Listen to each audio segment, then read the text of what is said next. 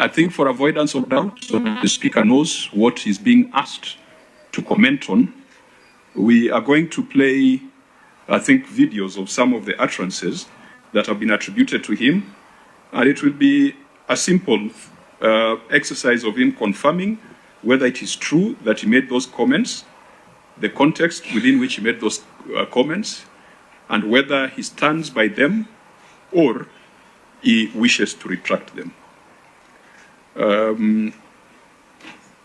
Where is that? How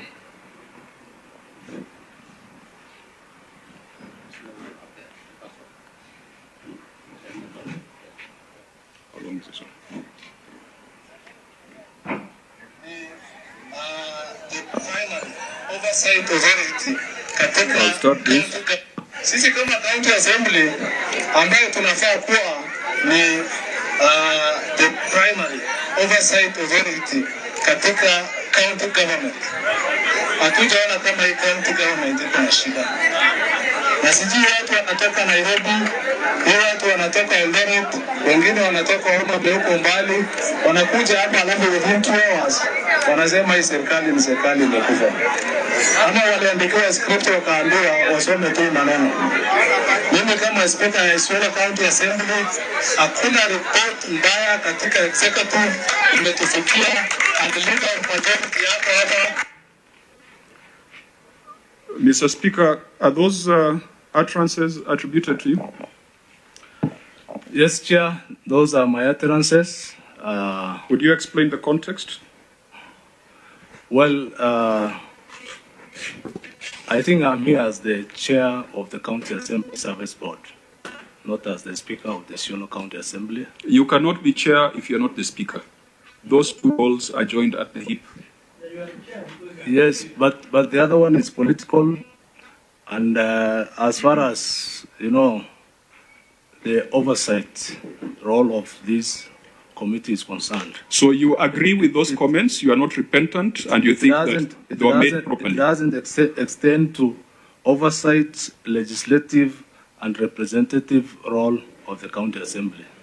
I stand with it. Chair, could I please? Speaker, what do you mean? Just for avoidance of doubt. I've told you to explain the context and to tell us whether you believe that what you said were right and proper. I believe that it was right and proper. Okay. And that was a political statement. Wanasema hii county ni ya Banana Republic. Wako na data mzuri ama wako wanapiga tu siasa? Siasa. Tuonyeshe kama wanapiga siasa ama ni kweli. Siasa, vile mkono. Siasa. Siasa. Sisi kama county government ikiwa na executive na upande ya assembly tumesema makelele ya kando kando hatutasikiza.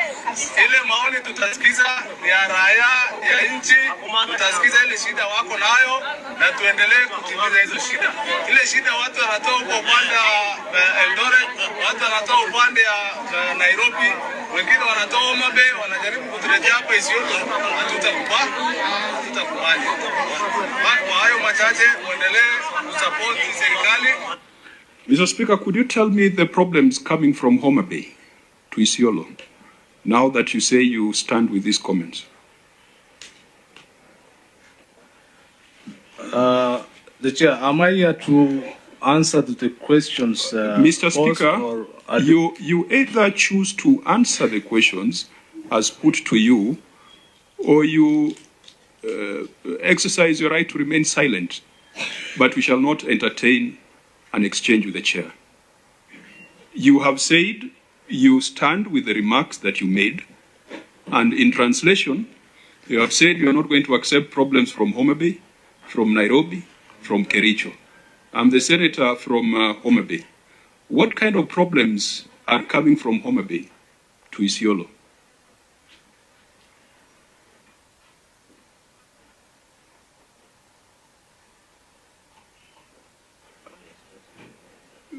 If you choose to remain silent, you say, I choose to remain silent. Yes. You cannot just sit there like a statue.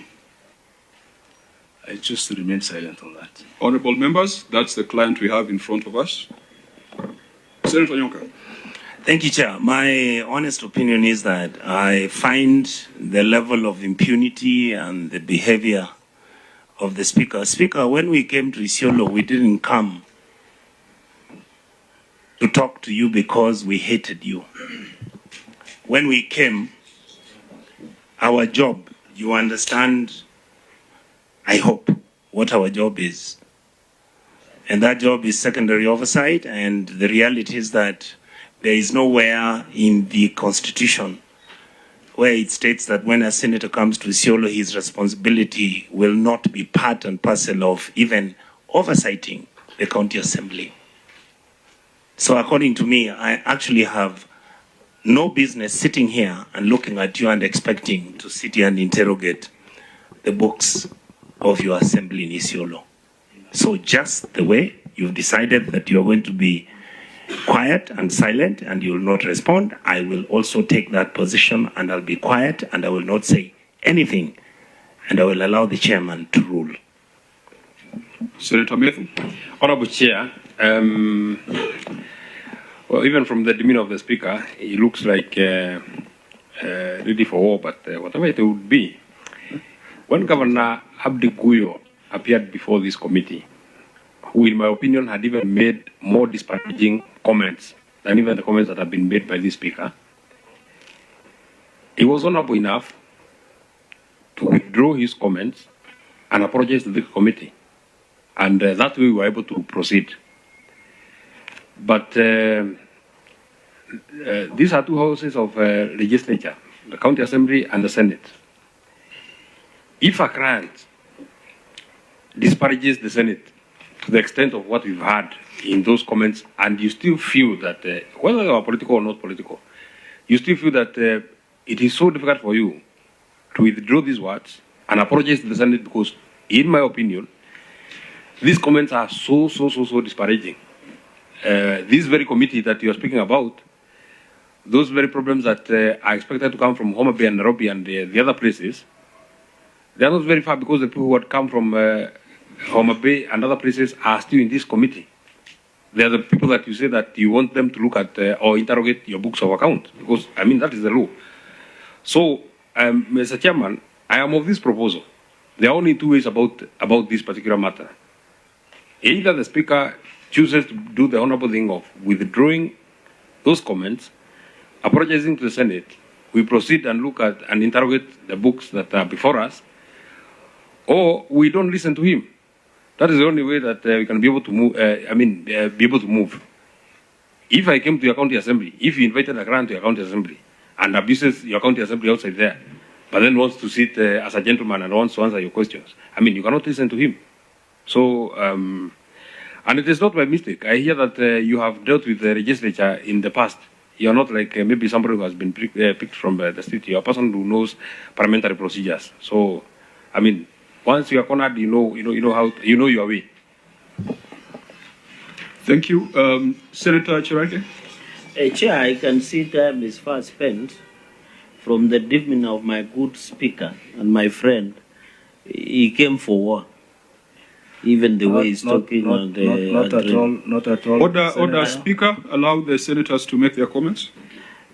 Speaker, so, Chair, looking today is a Friday, and I don't see from the demeanor, some of us who have gone to court, and of course he's aware of court procedures also, where he served previously, knows that the demeanor of the client or the accused sometimes might not be very good. And I'm surprised that the Speaker, who has a global view of the country, would reduce himself to utter such disparaging remarks against an institution where other institutions he has served before. Respect is mutual, is two-way. The problems of Homa Bay and Eldoret and Kisii are the same problems that he will rely to pass the ceiling for him to be paid as the Speaker to enjoy the perks and salaries, the same problems that he's accusing them of being problems. So I find it extremely uncomfortable, for lack of a better term, to become a problem, yet when the ceilings, and we just passed 400 billion, He would not be sitting as a speaker if there are no resources that will go to Isiolo County Assembly to preside over the sitting. MCAs have to be paid, committees have to sit. Even when he was traveling to this committee, he has used public money, taxpayers' money, which is appropriated by the same entity that is calling it disparaging and abusing it. I think as a lesson to many others, and you know your friend, your good friend governor, came here and he was able to apologize and withdraw. And we were able to proceed, Chair. Having realized, you know, sometimes at the heat of the moment in political arena, sometimes we can say something that sometimes we might not have meant it, or we made it out of maybe excitement out of the day or pledging loyalty. So I think as the Speaker, as you give a ruling, Speaker should tell us whether he is working for the county executive or he is working for the county assembly. And as a Speaker, naturally, the Speaker should be neutral, because county assembly or parliament has both sides of the aisle. There are people who support the government of the day. There are people who criticize.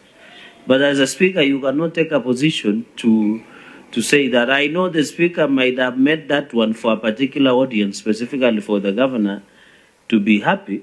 But on this one, he must know, as the Speaker of the Isiolo County Assembly, he is the leader, that is the umpire of County Assembly. Chairman, realizing that the Speaker is not interested in withdrawing or apologizing to the committee,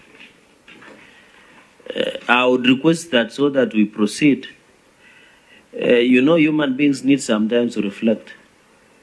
He can be given leave to go and reflect whether he wants to deal with Parliament or as a Senate, or he would want to abide by the rules and procedures of the House.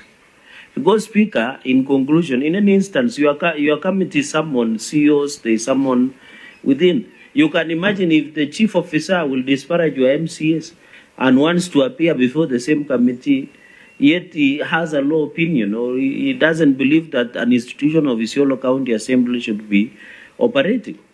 We must respect each other as institutions. So, Speaker, I think through the chair, the Speaker, who is the Speaker, and I want to assist him, because he's my good friend, that you would not be the chair of County Assembly Service Board if you are not a Speaker.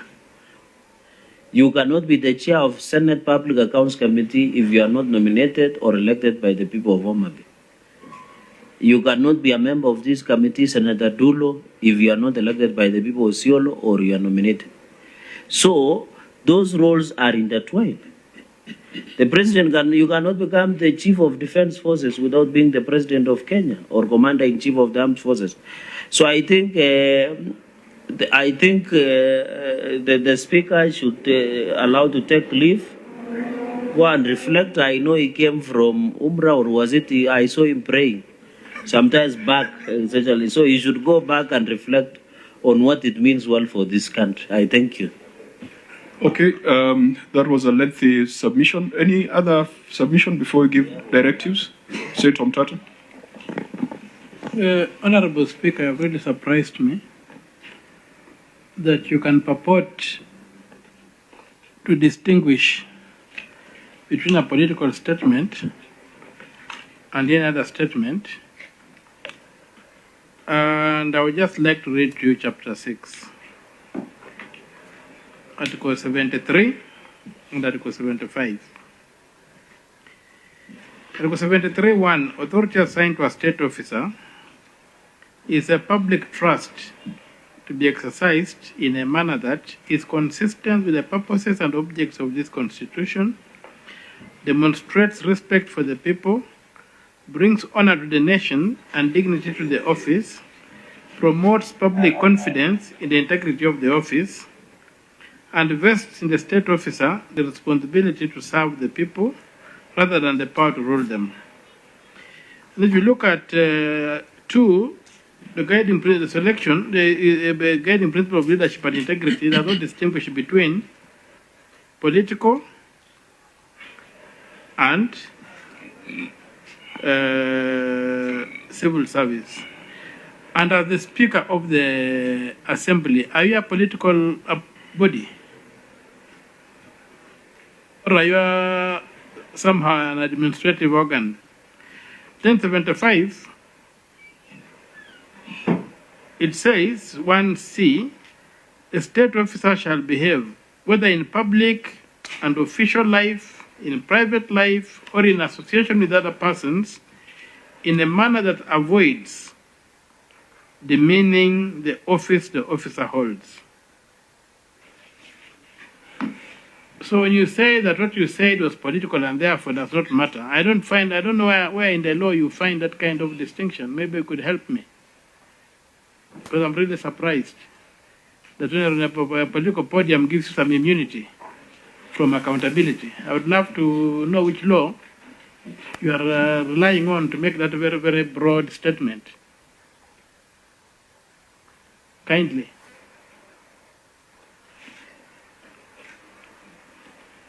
Speaker. Chair, whatever has been said has been said. That is now past us. I wish to withdraw that statement wholly and apologize for us to move on. Honorable members, I have looked at the Constitution, I have looked at statute, and I've looked at our standing orders. If the Speaker was a member of Parliament, I would be making a decision based on Standing Order 121 on disorderly conduct. But he is not a member of the Senate. Because he's relating with Parliament, I will refer him to the Parliamentary Powers and Privileges Act on prohibited acts in respect of Parliament and its members. And I find, despite what he's trying to frame as an apology, I find that some of the prohibited acts in respect of Parliament and its members, which is in Section 26 of the Parliamentary Powers and Privileges Act, a person shall not assault, obstruct, molest, or insult any member preceding to, being within, or leaving the presence of Parliament, or endeavor to compel any member by force, insult, or menace to declare himself or herself in favor of or against any proposition or matter pending or expected to be brought before Parliament or any committee. A plain reading of that prohibited act in the Parliamentary Powers and Privileges Act convinces me that you are in violation of that provision.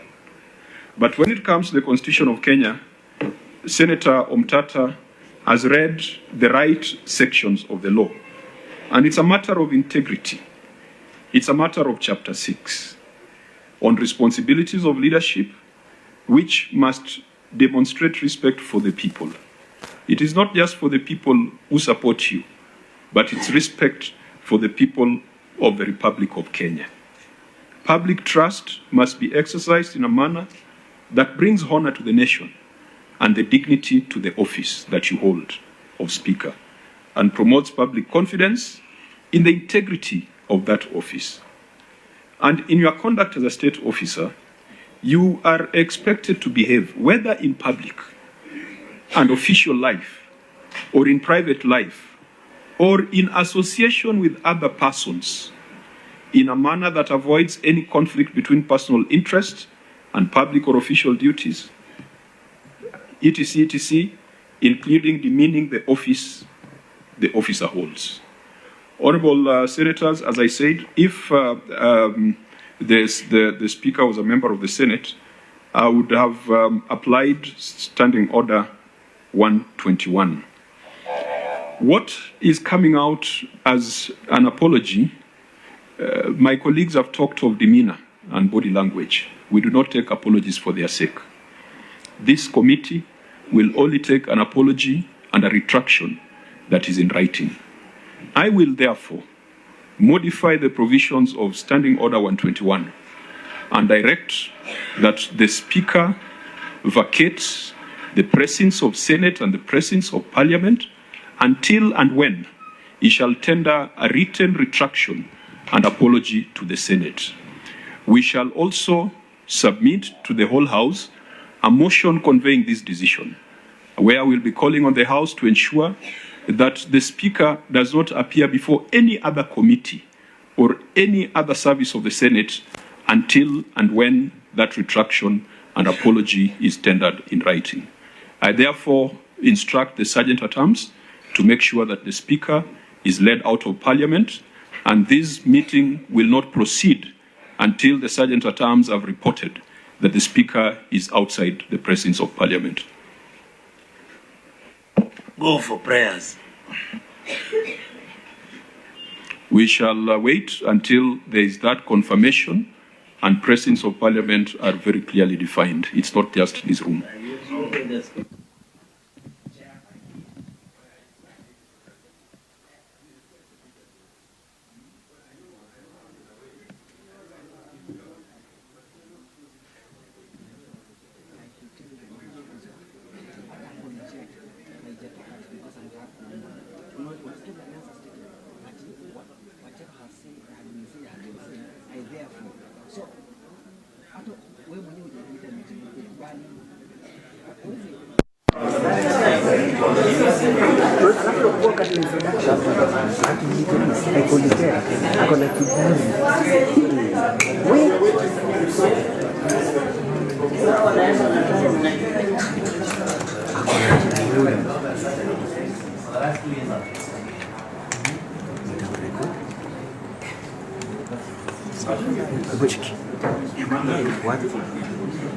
Si lazima kamera record. Hapana, siko live. Nataka na record. Ndio nasema. Hebu nipatie katawisi niambie kamanda kujii story.